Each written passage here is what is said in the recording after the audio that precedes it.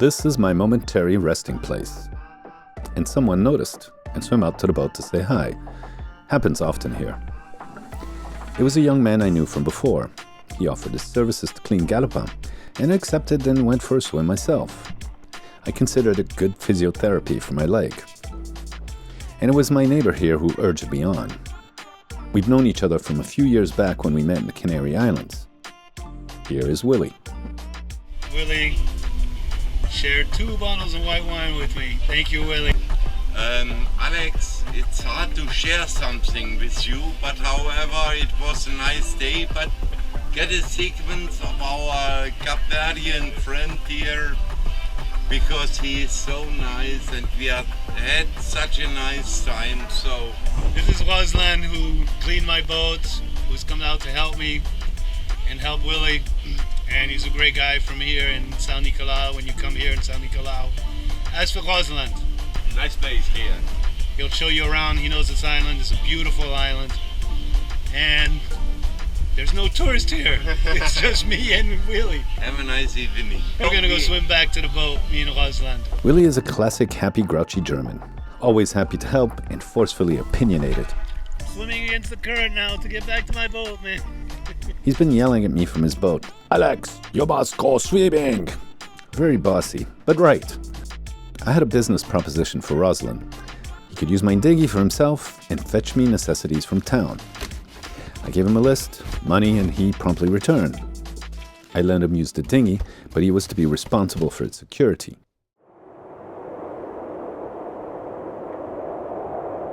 It's a peaceful and quiet resting place here, at the foot of these high mountains, but at times the wind comes funneling down these canyons, picking up speeds of up to 40 knots and more. As well, the tides coming in and out pull the boats here and there.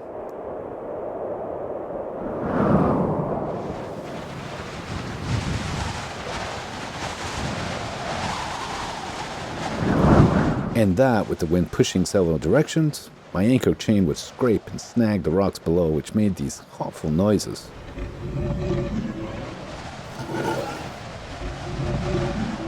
As well, the boat would snag and jerk roughly, so I went to investigate. I found my chain had tangled itself in rocks below.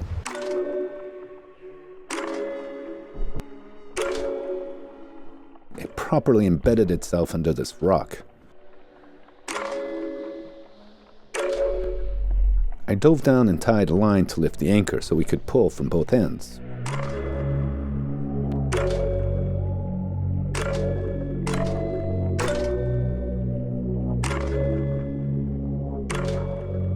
Willie had swum over to help and managed to free up most of all of the chain, but we couldn't do more.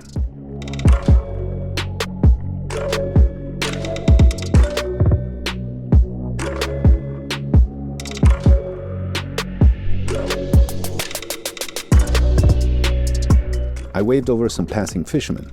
Luckily, there were 2 young divers. They did their best and then flagged over 2 more friends. Dived down there too, tied a line around the chain stuck below the rock, and pulled with their boats as well as I pulled with my boat. It took about an hour to free Galopin. I had noticed the mooring below and asked the guys to fetch me the lines, and so I tied Galopin down to a solid mooring.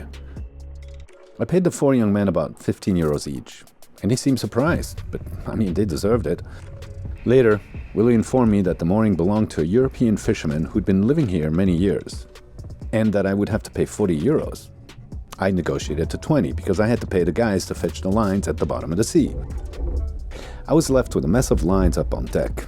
Loose lines are not good on a boat.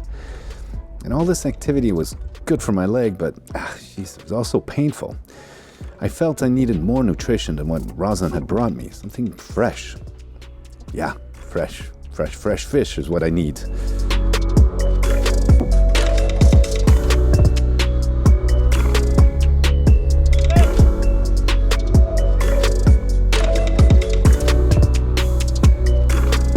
So again, I waved some fishermen over and offered to buy fish. They tossed over this tuna, but refused payment. He just said, "Otra vez," or next time.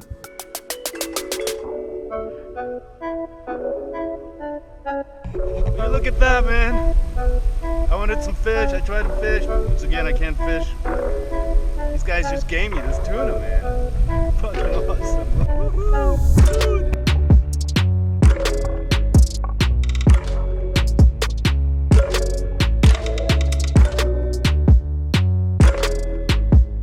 Now I just had to gut and prepare the fish. Not something I enjoy much, but can perform the deed if I have to. And out of the blue came Rosalind, who offered to do the job for me. Thanks, brother. Then a friend of his stopped by and offered to share and partake in a taste of his local ganja. This is sin trip, or no guts. I asked him why he was called that because it seemed pretty gutsy to go out and fish. And he responded that his friends called him that because he's skinny and can eat to no end. Hence, no guts. Well, now I had to fill my belly. Guys left. Rosalind's gonna give me a couple more things at the store. Some bread, coffee, and some cheese. And meanwhile, I'm gonna cook up what I just received. Man, this is amazing. Check this out. Rosalind was kind enough to clean it all up for me. And now I'm gonna grill it up with some rice that I made. Butter. Love butter. Gonna brown this. Brown butter sauce over the rice and the tuna. It's gonna be awesome. Butter. And all that tuna swimming in it. That was just the kind of comforting protein boost I needed.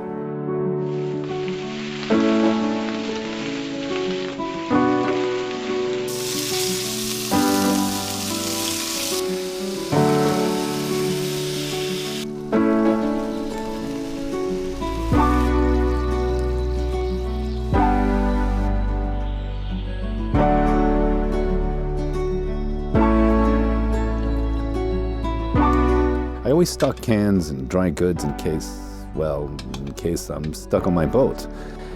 And I love steak and creamy mushroom sauce. These are tuna steaks. Bon appétit à moi.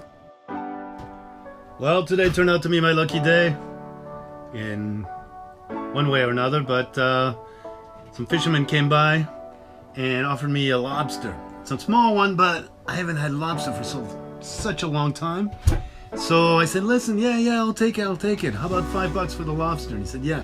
And then after he gave me the lobster, they gave me a ride from Willie's boat to my boat because I was swimming around and having a drink with Willie. They brought me back, gave me the lobster, gave him the 500 escudos. Then he gave me a fish, an extra fish. So I've got some pretty cool fresh food here, man. Because I was wondering, I'm kind of running out of food here and kind of eating the same crap all the time, not much fresh stuff. And my mouth is actually watering, but check this out. Got like a little lobster and a nice fresh fish, man.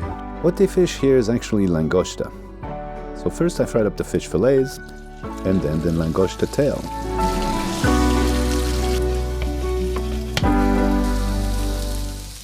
Almost ready, just need a little bit of burnt butter and some garlic.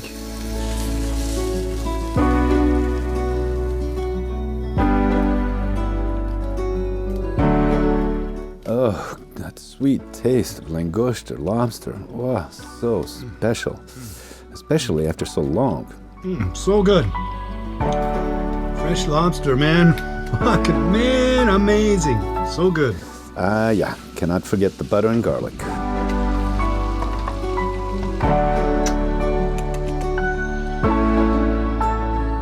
You never know when you can get lobster. You can get lobster and sometimes you can't get lobster. And I'm about to dig in, man. This is so nice. It's good for me to recover all this good natural foods here.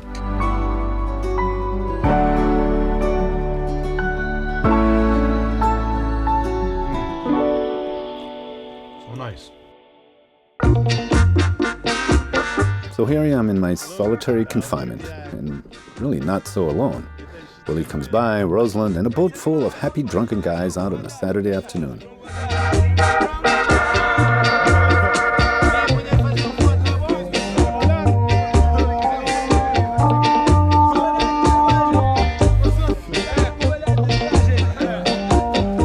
Oops, man overboard.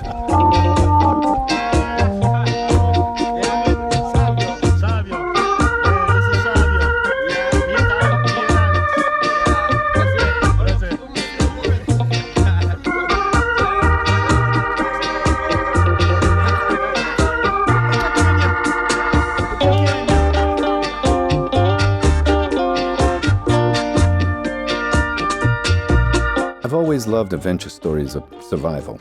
Books, movies, and of course the survival reality TV shows.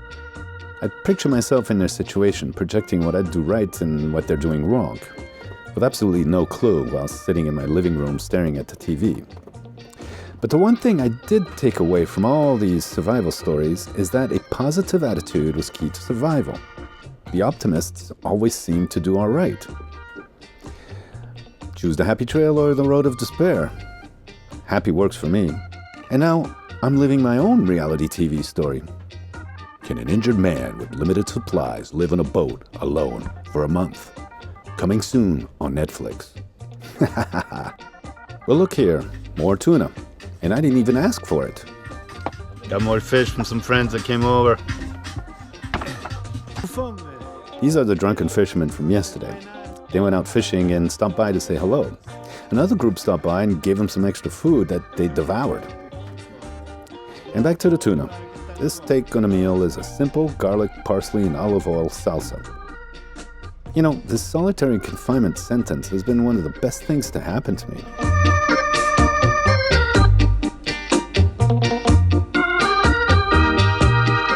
Well, somebody else brought me a fish. A guy named Fish. He's cool. I met him about a year ago. Hung out and became friends. And he just stopped by and brought me this fish. More fish to fry. Today's really windy.